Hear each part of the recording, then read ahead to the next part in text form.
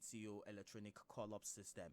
Can you tell us why it is important that this electronic... Can you start by telling us what it is and why it is important for you to for the MPA to come up with this call-up system, and what the response has been so far? The ETO is an electronic platform that seeks to provide an e-solution to the traffic congestion. It's a platform where you log on as a transporter, and it provides an avenue where all trucks are scheduled and are given the necessary approvals to go into the ports based on batching, so that there's clarity on who goes into the port, whether there's availability for them or not, just to sequence and ensure there's sanity within the port corridors. Within the framework of the ETO, we've also designated approved truck parks where trucks need to go and park and wait for them to be called upon before they can approach the port corridors. Within that same framework, we have the truck parks. We also have pre-gates. Pre-gates are the last last bus stop before the trucks get into the port location. So this is all done to remove human intervention, to remove the layers and layers of bureaucratic bottleneck we have seen. Several task forces have been put in place, and they have found it challenging to provide that sanity that we all require within those corridors.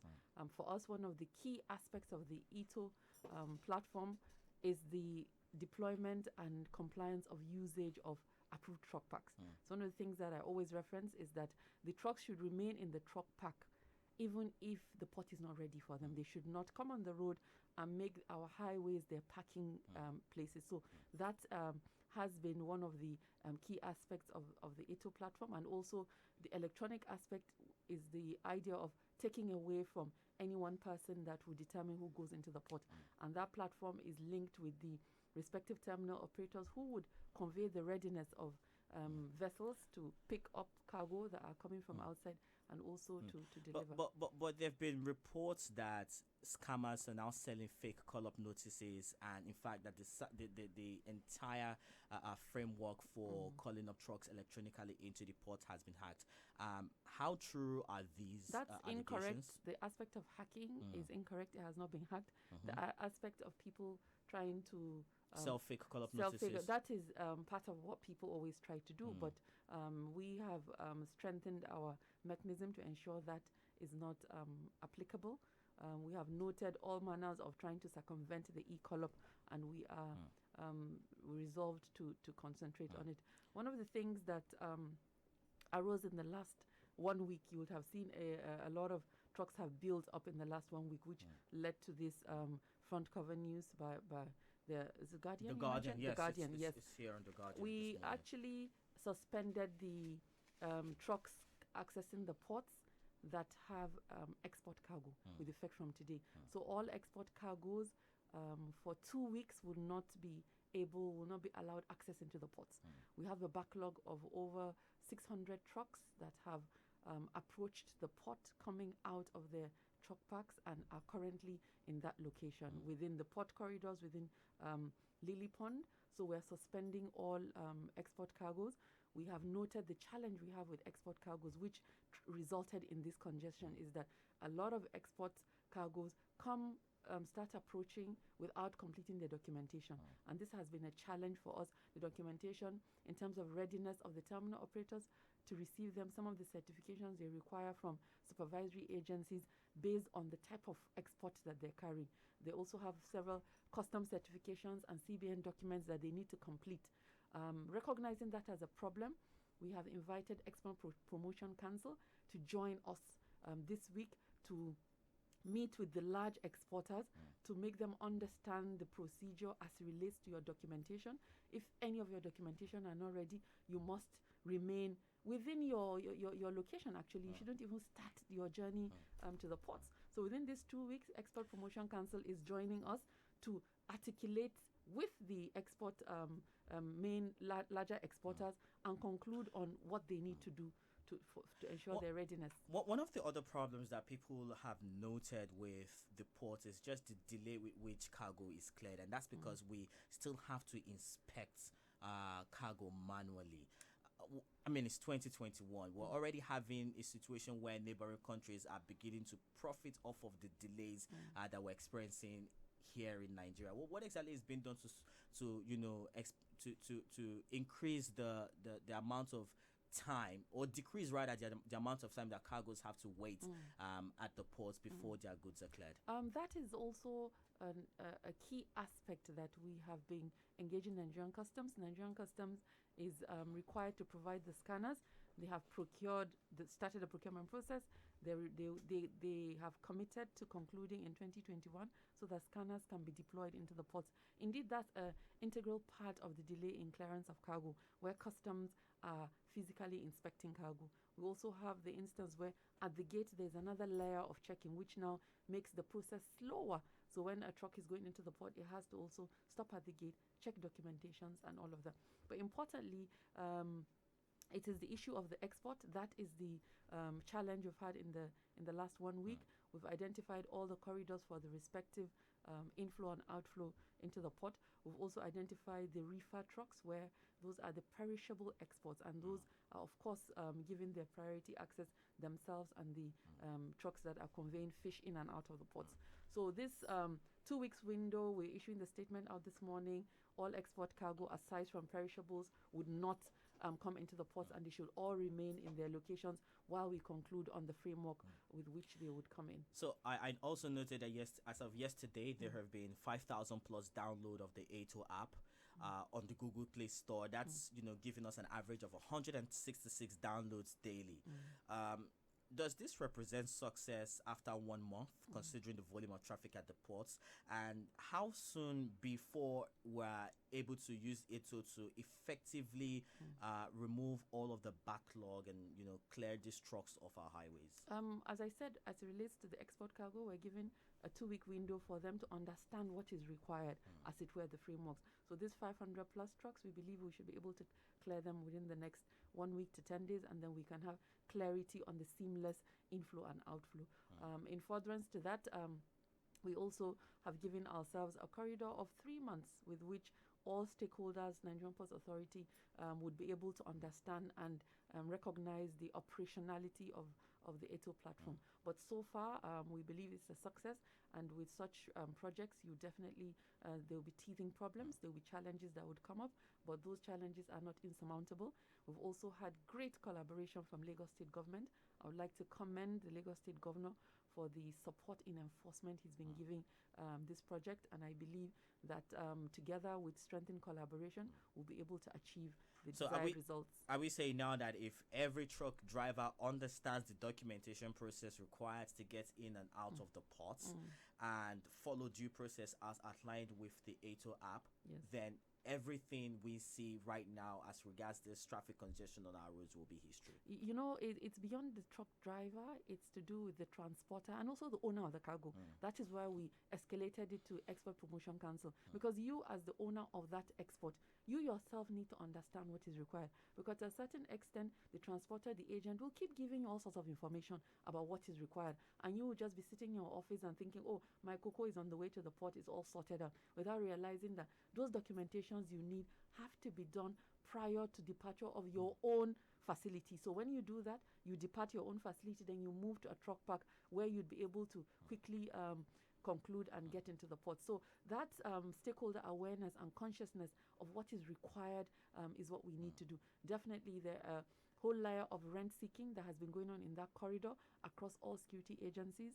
I will not remove Nigerian Ports Authority security because it's a whole network that has been going on. So we're going to receive pushback from that, and we will just keep on removing that intervention, human intervention. And do you have a sustainability plan for when you leave office? Because this is also a problem that we experience here in Nigeria. A person in office comes up with an idea, it works, but only for as long as they're in office. And the moment they're out of office, things go back to the way they, used to be. Do you sort of have a sustainability plan to ensure that, even after your period in office, the person coming after you, sort of sticks to the original plan? Yeah, we do have that, and key to that is the success. To the extent that it is successful and the whole, all stakeholders see it. So even if someone tries to change it, there will be a tremendous pushback. So we have institutionalized what is required for it to be sustained. But I keep saying it's the success of a project that keeps it alive. So it's important for us to ensure that we do the full circle of the success and stakeholders are able to see it and understand it. There's also this problem of roads. The roads leading to the ports are in a very horrible state. That's also contributed to the gridlock that we've experienced in the area. Dangote offers to fix the road in exchange for a tax holiday, but many say that fixing the road won't necessarily fix the traffic problems that we experienced there. So in addition to the ATO call-up system and fixing the road, what are your thoughts on any other thing that needs to be addressed to sort of ensure that the traffic around the ports disappears? Yeah, the roads are, there's ongoing construction. They're doing quite well. I spoke to the Minister of Works on Friday to ensure that we hasten the process and also prioritize certain patches of the road repairs, that rehabilitation that is ongoing. But importantly, we must have intermodal transportation for cargo evacuation. That is key. If you imagine the 1.3 TEUs of containers that come into our ports all ply our roads, you'd know that the roads would be congested and the roads would be bad due to the tonnage that plies the road. So we're keen to deploy utilization of inland waters. We're keen to have the rail functional. As you've seen, the rail project is going into Apapa, and with that, we'll be able to have more of the cargo going on the train. Indeed, train is really primarily a cargo movement mechanism. So if we prioritize that and have a bulk of the cargo going on rail and another bulk going in the inland waters, we've had meetings with NIWA, Nigerian Inland Waters Authority, on barge operations from Lagos to Onitsha. And we are working with the stakeholders. Within the next few months, we'll be able to have clarity on its implementation. We've also done One to Onitsha. Containers were moved on barges. So having those lines of intermodal transportation is what would address. Also speak to the tank farms. These are also another integral part of the congestion within the ports. There are tank farms in that environment that do not have their regulatory oversight by Nigerian Ports Authority. So that is an issue. Liquid bulk should actually be evacuated through pipelines. So where you have all of those trucks approaching the Apapa corridor for petroleum products, that's another leg to it, and that should have been within pipelines so that they're moved away and there is no congestion. So I have an issue with ATO platform, with the repairs of the road. As a country, we must consciously recognize that intermodal cargo evacuation is what would address any form of congestion. I noticed that the Nigerian Railway Corporation were testing the railway from the port to other parts of the country. Do you have a sense of when that would go into full service? I don't have timing exactly, but I know it's within the shortest period. Arrangements are being made for Mr. President to commission the project. So it's within a short period. Nigerian Railway Corporation will be able to give specific dates. But this is exciting. We're also looking at Tinkan Island also having rail access, and that would significantly reduce the volumes you see on the road. So when you look at a state like Lagos, when you look at the land mass in Lagos and the population in Lagos, we must consciously try to use other modes of transportation beyond land. That is the way we can reduce congestion within the port corridors and indeed everywhere around the town. Okay. I hope you'll be interested to speak to Lagosians who are listening to us this Yes, morning, because I assume Lagosians have a ton of questions to ask you. So let's just get straight to it. Okay.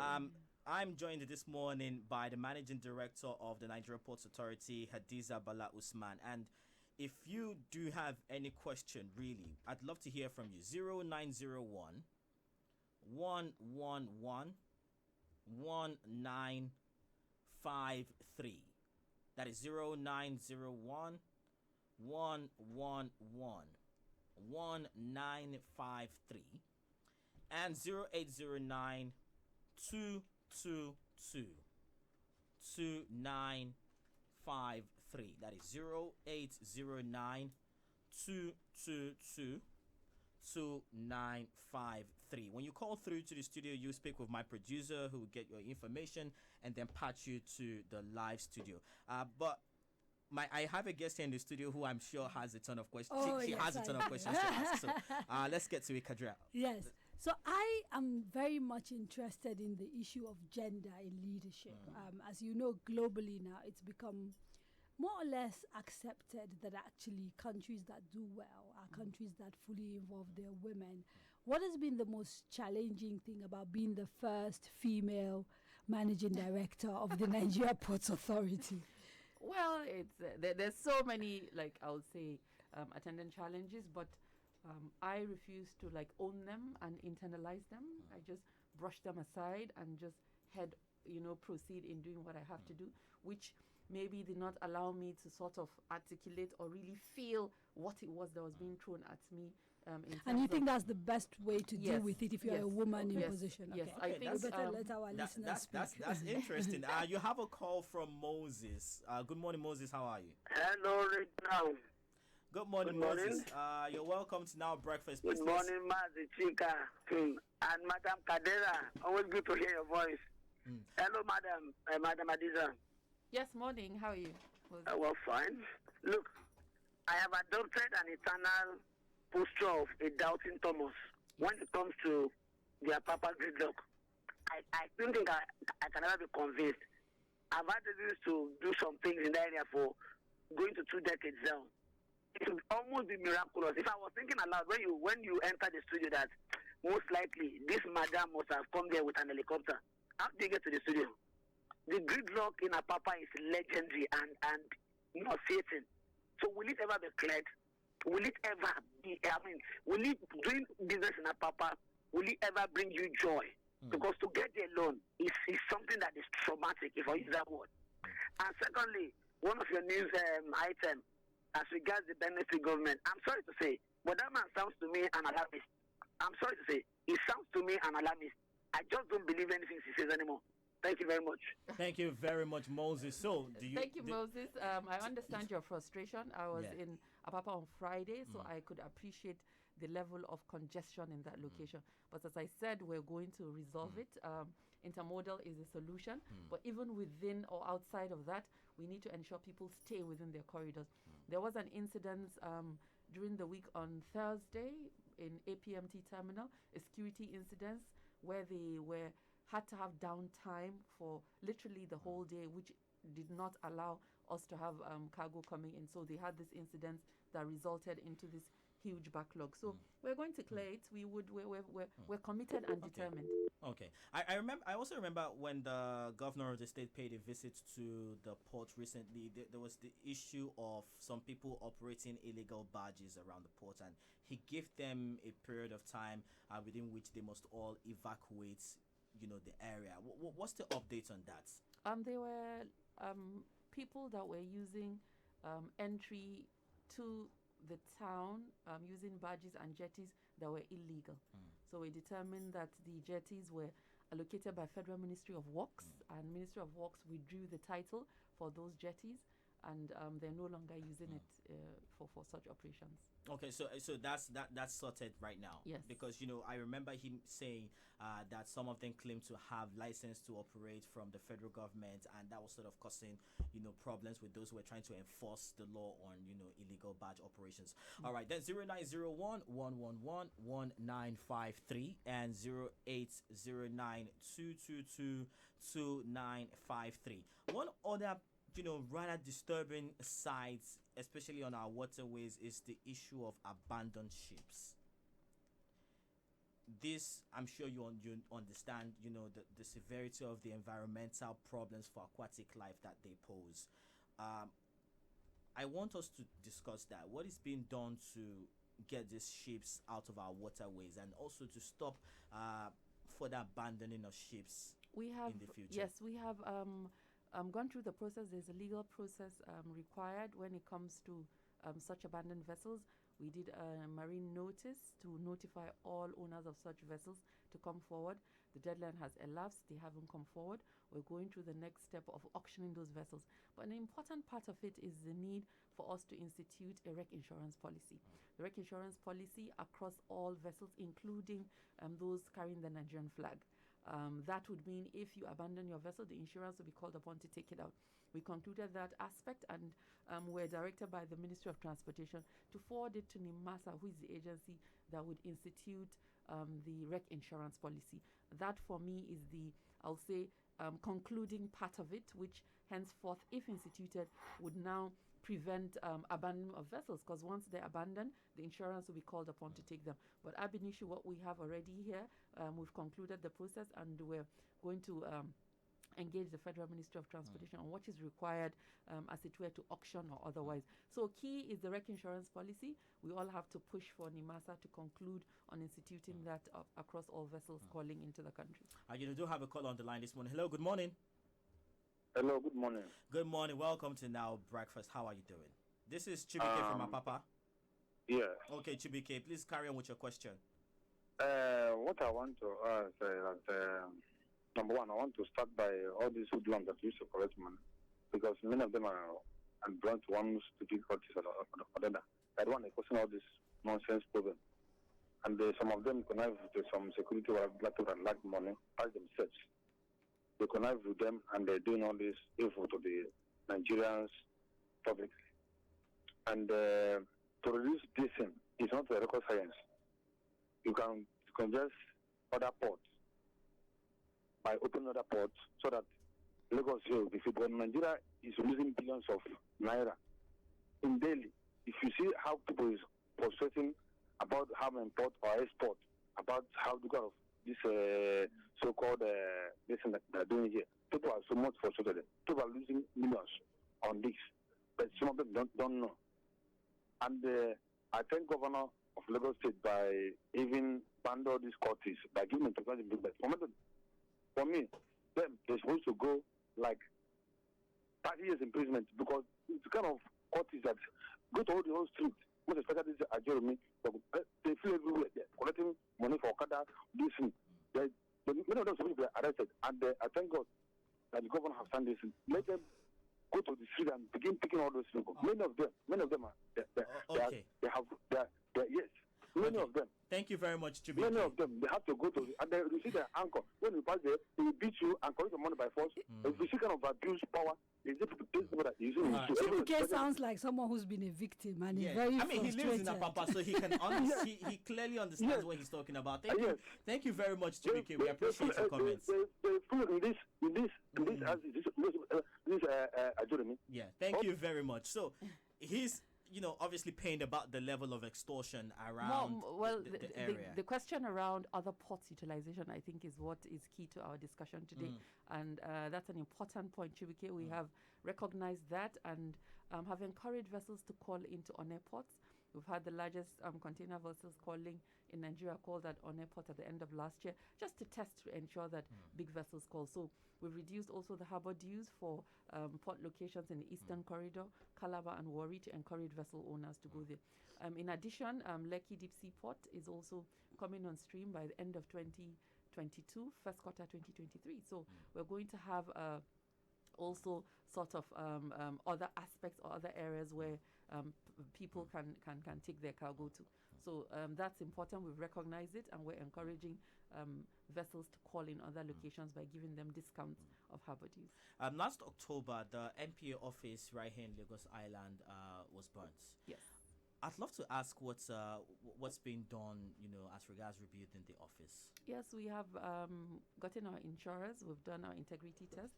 We're commencing the rehabilitation of the building. Same thing with the vehicles that were burnt. We've also explored our insurance coverage, and we're procuring the vehicles to replace those that were burnt. It was an unfortunate incident that happened. Let me ask a question here, because I watched it happen from this office. From this floor, we are not too far from you, and a lot of the riots unfolded right in front of our eyes. Were you surprised that the MPA was one of the buildings targeted by the rioters off the back of the NSAS protests? Well, there was a bit of surprise in that manner, to the extent that there are indeed other offices within Marina. I recognized and understood that Marina was quite a bit of a hotbed. Even before that, they had a rally somewhere near the motor park. So yes, there are a lot of hoodlums in this environment, and the hoodlums would take advantage of any such office that they feel is vulnerable. To the extent that they had tried to go into other offices, our information notified us that they had tried to go to Central Bank. They were repelled by the police in Central Bank. The Nigerian Ports Authority head office would have been seen to be vulnerable. The security men ran off, and within our CCTV footage, you could see they were cutting away everything. It was printers. So it was a lot of looting as well. ACs, water dispensers, chairs, tables, phone, intercom phone heads, so TV monitors.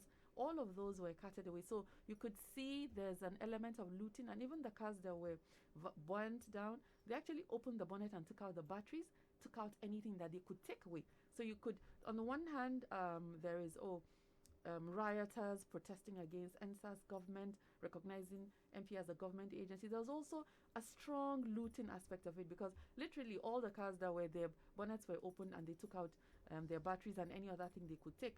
And inside our premise, they literally yanked everything that could be taken.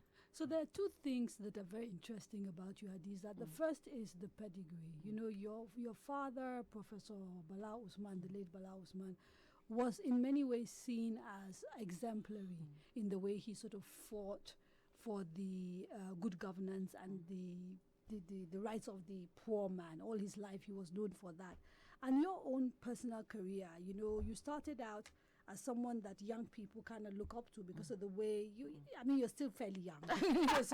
so in the Nigerian context. No, but you know what I mean. Like, so from a very early age, you sort of engaged in government and moved, literally like fought for things that you believed in, and became, you know, very vocal about the Bring Back Our Girls, protests, for example.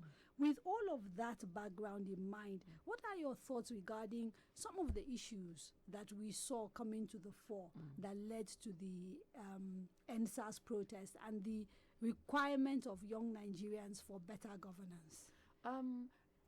You see, one of the things, I'll quickly speak to even the attack on Nigerian ports. Within the period I've been the managing director, I've challenged status quo and have pushed back on a lot of institutional corruption that we had in Nigerian ports. So I'm not quite a very popular person when it comes to areas of persons that have been making so much money off Nigerian ports, Nigerian Ports Authority. So there's a sense that I may have been specifically targeted, because if you see coming to our office after the attack, my picture and the president's pictures were ruined. The ministers of transportation, both of them, they didn't touch their pictures. So you could see that there could be that sense of, we're really not happy with that. But for me, it doesn't deter me. Speaking to the issue around NSAS is recognizing, for me, police brutality is unacceptable. We should speak against police brutality, and that is given. The other leg to it is when people are trying to use a legitimate cause to sneak in issues around politics, issues around changing the regime, issues that have nothing to do with that. For me, these are two different legs. Police brutality, fine, we must disallow all manners of police brutality.